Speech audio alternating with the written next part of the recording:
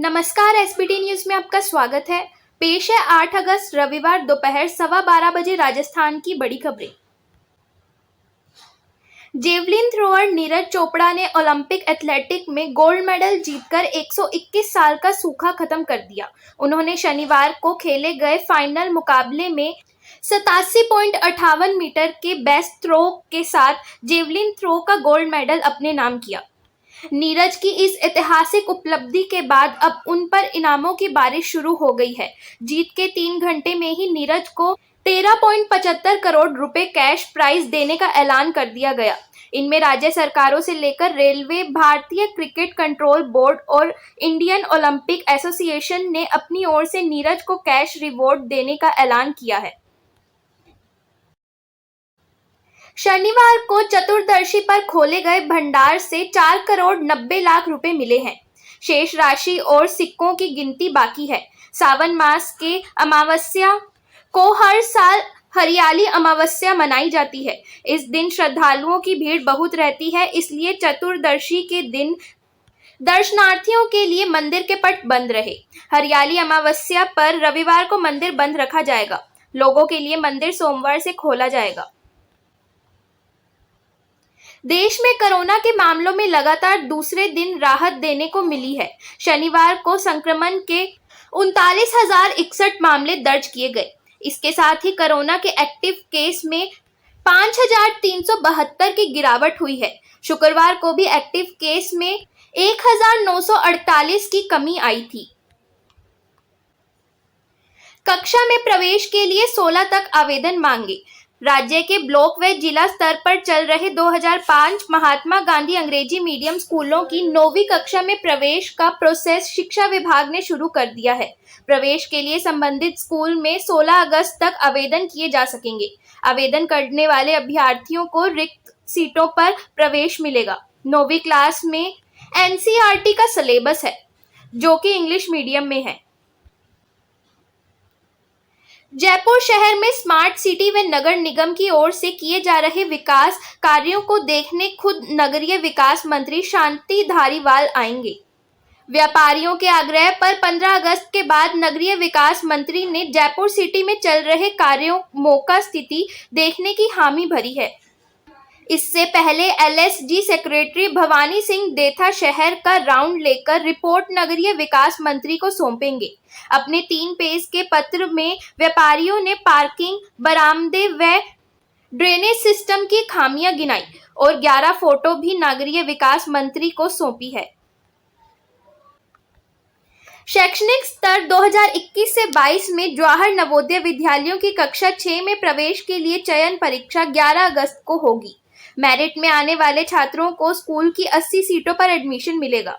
बीकानेर के गजनेर स्थित जवाहर नवोदय स्कूल में प्रवेश के लिए बीकानेर जिले से 4,647 अभ्यर्थियों ने आवेदन किया है, यानी एक सीट पर 58 दावेदार हैं। मौसम विभाग ने अगले 24 घंटों के दौरान राजस्थान के 14 जिलों में तेज बारिश का येलो अलर्ट जारी किया है। इन जिलों में भारी बारिश की आशंका है। जयपुर समेत पूर्वी राजस्थान के अलवर, भरतपुर, झुंझुनू, दौसा, बीकानेर समेत कई जिलों में शनिवार को बदरा जमकर बरसे। इससे मौसम सुहावना हो गया। उमस गर्मी से परेशान लोगों को राहत मिली। सबसे ज्यादा बारिश अलवर में 54 mm हुई। जयपुर में भी देर शाम कई जगह अच्छी बारिश हुई। कोरोना के लगभग 2 साल पूरे होने को हैं। इस बीच वेंटिलेटर और ऑक्सीजन की कमी से लाखों लोगों ने अपनी जान गंवाई। दूसरी लहर का कहर झेल चुके देश के सामने तीसरी लहर की आशंका है। ऐसे में सवाल यह है कि तीसरी लहर के लिए देश कितना तैयार है। तीसरी लहर की तैयारी में ब्रिटेन की यह रिसर्च भारत के बड़े काम आ सकती है, जिसमें पता चला है कि स्लीप एपनिया मास्क कोरोना के मरीजों को वेंटिलेटर पर जाने से बचा सकता है। राजस्थान में बाघों के संरक्षण के लिए प्रदेश में विशेषज्ञ समिति गठित की गई है। मुख्यमंत्री अशोक गहलोत ने समिति के गठन को मंजूरी देते हुए उसे बाघों के कुनबे को बढ़ाने व उनके संरक्षण के लिए दीर्घकालीन कार्य योजना बनाने के लिए कहा है।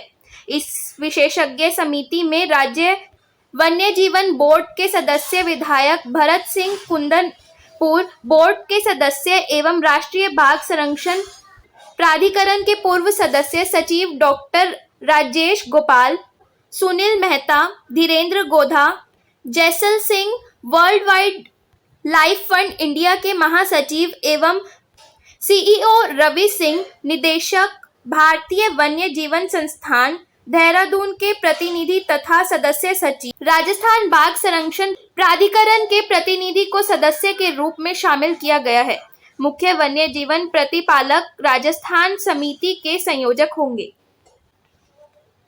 देश के 13 राज्यों में स्कूल खुल चुके हैं। इनमें से अधिकतर राज्यों में 9वीं से ऊपर की कक्षाओं के लिए स्कूल प्रारंभ हुए हैं, लेकिन राजस्थान में अभी स्कूल खुलने की तिथि तय नहीं है। कोरोना के घटते मामलों के चलते अब अभिभावक और स्कूल संचालक स्कूल खोलने की मांग करने लगे हैं। उनका कहना है कि यहाँ भी 9वीं से बड़ी कक्षाओं और कॉलेज के विद्यार्थियों के लिए शिक्षण संस्थाएं प्रारंभ की जाए। पिछले दिनों राजस्थान में 1ली से 12वीं कक्षा तक के लिए 2 अगस्त से स्कूल संचालन करने का ऐलान किया गया था, लेकिन स्कूल खुलते इसके पहले ही सरकार ने स्कूल और कॉलेज खोलने की तिथि तय करने के लिए 5 मंत्रियों की कमेटी गठित की थी। इस कमेटी की अब तक केवल एक मीटिंग 24 जुलाई को हुई थी। राजस्थान सरकार हर कार्यक्षेत्र पर महिलाओं की सुरक्षा सुनिश्चित करने के उद्देश्य में उनकी शिकायतों के समाधान के लिए त्रिस्तरीय महिला समाधान समितियों का तंत्र विकसित कर रही है। इसके लिए राज्य सरकार के 7 विभागों को साथ लिया जा रहा है। महिला शक्तिकरण निदेशालय की आयुक्त रश्मि गुप्ता ने यह जानकारी दी। उत्तर पश्चिम रेलवे की ओर से मंदसौर उदयपुर मंदसौर स्पेशल ट्रेन के रूट पर नॉन इंटरलॉकिंग कार्य किया जाना था। इसके चलते ट्रेन को 7 से 9 अगस्त तक रद्द किया गया था, लेकिन अब नॉन इंटरलॉकिंग कार्य रद्द करने के बाद ट्रेन को पूर्व निर्धारित समय सारणी के मुताबिक संचालित करने का फैसला किया है। रेलवे ने ट्रेन को की सेवाओं को रिस्टोरेशन का फैसला किया है। देश में अभी तक कोविड-19 टीके की 50.62 करोड़ के अधिक खुराक लोगों को दी जा चुकी है। यह जानकारी शनिवार को केंद्रीय स्वास्थ्य मंत्रालय ने दी। मंत्रालय की तरफ से शाम 7 बजे जारी रिपोर्ट के अनुसार शनिवार को 50 लाख से अधिक खुराक दी गई। मंत्रालय ने कहा कि शनिवार को 18 से 44 वर्ष आयु वर्ग में 27,55,447 लोगों की टीका की पहली खुराक दी गई और 5,08,616 लोगों को दूसरी खुराक लगाई गई। बीजेपी ने 2023 में होने वाले विधानसभा चुनाव की तैयारी शुरू कर दी है। इसके लिए पार्टी को बूथ लेवल तक मजबूत बनाया जाएगा। इस संबंध में शनिवार को तुतुका भवन सभागार में शक्त मंडल अभियान की प्रदेश स्तरीय कार्यशाला हुई।